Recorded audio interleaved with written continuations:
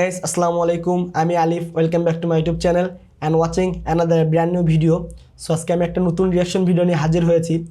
আজকে আমি রকস্টার মুভির একটা গান রিলিজ হয়েছে পিরিতি। সো এই গানটাকে আজকে আমি রিয়াকশন করব। এই গানটি গেয়েছেন পান্থা কানাই। সো এই পিরিতি গানটা এখন আমি রিয়াকশন করব। চলুন ভিডিওটি শুরু করা যাক।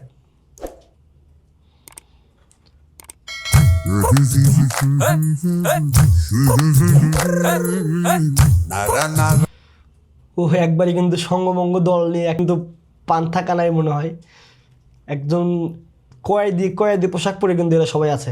তো দেখুন, আর এখানে দেখুন পুলিশ জেলের ভেতর ঢুকে দিচ্ছে। এখানে এটা কিন্তু জেলখানার মধ্যে একটা গান। সাকিব খান কি হলো, সাকিব খান জেলখানায় বন্দি।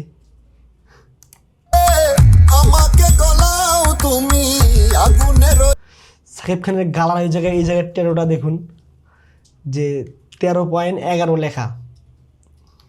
আর লুকটা দেখুন সাকিব খানের, মানে একদম চিল্লানি দিতে দেখতে পাচ্ছি গানটাতে। আর মনে হচ্ছে কোনো কারণে উদ্বিগ্ন হয়ে আছে। সাকিব খান দেওয়ালে কিছু লিখতেছে, একটু পড়ার চেষ্টা করি যে কি লিখতেছে। তুমি বলো এ জন্ম আমার, তারপরে দেখা যাচ্ছে এখানে লেখা যাচ্ছে তুমি বলো এ জন্ম আমার, তুমি বলো ইহকাল।